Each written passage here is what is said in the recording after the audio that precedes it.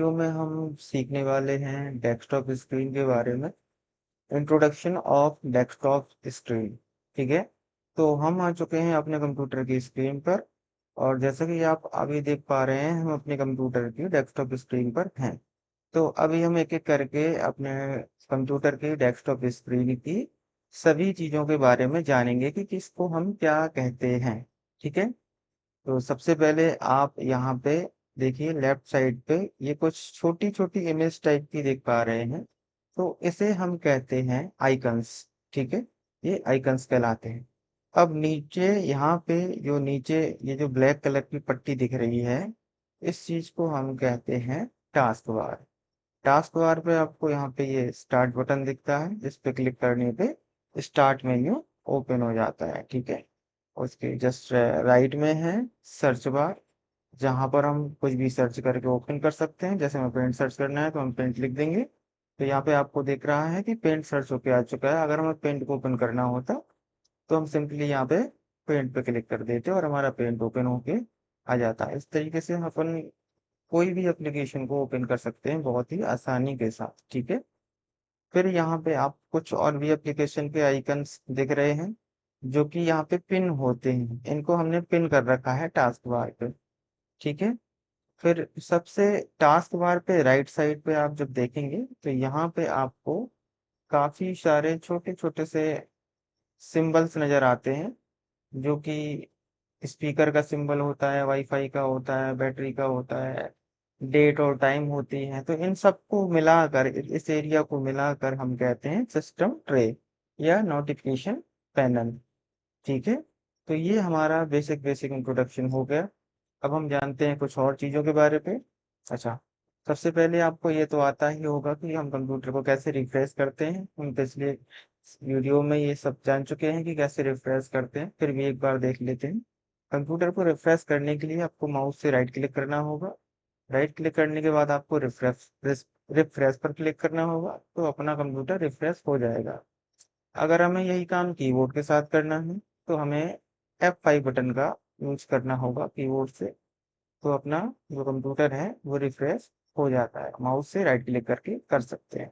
ये दो तरीके हैं रिफ्रेश करने के। अब यहाँ पे उन लोगों को कुछ ऑप्शन देखने को मिलते हैं, जैसे कि व्यू का ऑप्शन है। तो व्यू के ऑप्शन के अंदर हम आइकन्स का साइज अलाइन कर सकते हैं। Large icon, medium icon, small icon. जैसे यहाँ पे लार्ज आइकन अपन सेट करेंगे, टिक कर देंगे, तो अपने ये जो आइकन होंगे इनका साइज बढ़ जाता है। ठीक है। और दूसरा ऑप्शन व्यू के अंदर जाके यहाँ पे मीडियम आइकन सेट करेंगे तो इनका साइज थोड़ा सा घट जाएगा। लार्ज आइकन में इनका साइज बढ़ जाता है, मीडियम में साइज घट जाता है। और जब हम यहाँ पे स्मॉल स्मॉल आइकन पे सेट करेंगे, व्यू के अंदर जाके स्मॉल आइकन के ऊपर टिक करेंगे, तो यहाँ पे हमारे आइकन्स और भी छोटे हो जाते हैं, जैसा कि आप देख पा रहे हैं। ठीक है। उसके बाद यहाँ पे आता है ऑटो अरेंज आइकन्स। ये एक बहुत ही इंपॉर्टेंट टूल है, इसका यूज आपको अभी समझ में आएगा।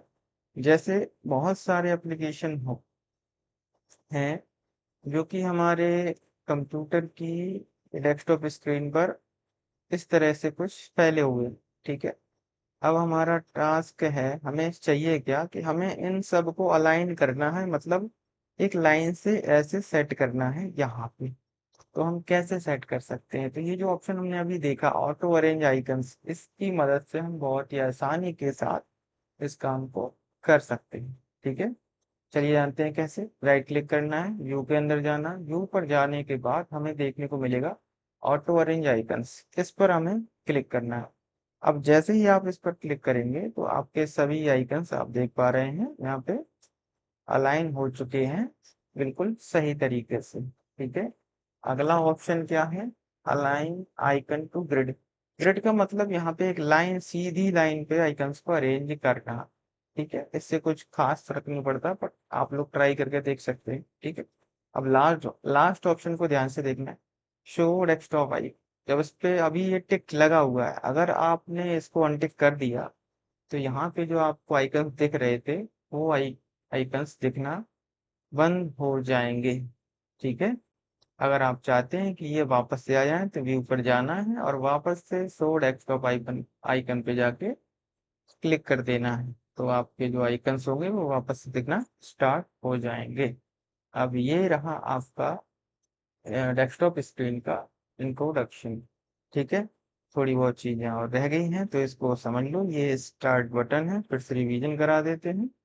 ठीक है, आपको शट डाउन कैसे करना होता है, तो शट डाउन करने के लिए ये स्टार्ट बटन पे देखो, यहाँ से क्लिक करते हैं और इसके ऊपर जाके ये पावर बटन होता है, तो यहाँ से हम अपने कंप्यूटर को shut down, restart, sleep mode पे डाल सकते हैं, लॉक कर सकते हैं, या हाइबरनेट मोड पे डाल सकते हैं। हाइबरनेट मोड क्या होता है? हाइबरनेट मोड में ये होता है कि आप अपने, ये सिर्फ आपको लैपटॉप पे ही देखने को मिलता है। जैसे होता ये है कि आप अपने कंप्यूटर को, मतलब लैपटॉप को, जिस स्थिति में छोड़ते हैं यानी कि बंद करते हैं, वापस उसी सिचुएशन पे ये खुला हुआ मिलता है। यानी कि ये कंप्लीटली क्लोज नहीं होता है, शट डाउन नहीं होता है। ठीक है, जहां पर आप इसको जितने एप्लीकेशन के साथ बंद करते हैं, वही सेम एप्लीकेशन, उतनी ही सारी चीजें आपको वापस से खुली हुई मिलती हैं। ठीक है, तो आपको अपने काम को पूरी तरीके से बंद करके और कंप्यूटर लैपटॉप को शट डाउन करने की जरूरत नहीं पड़ती। कई बार ये हमें बहुत ज़्यादा हेल्पफुल होता है।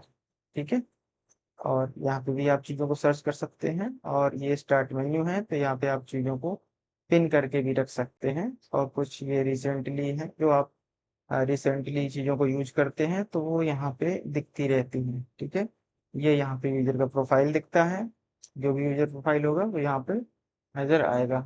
ठीक, और ये जो एक ऑप्शन, ये एक एरो बना हुआ है, इस पर आप क्लिक करके हिडन आइकन्स को देख सकते हैं कि आपके कंप्यूटर के अंदर कौन कौन से एप्लीकेशंस हैं जो कि बैकग्राउंड में चल रहे होते हैं। तो ये रहा आपका डेस्कटॉप स्क्रीन का इंट्रोडक्शन।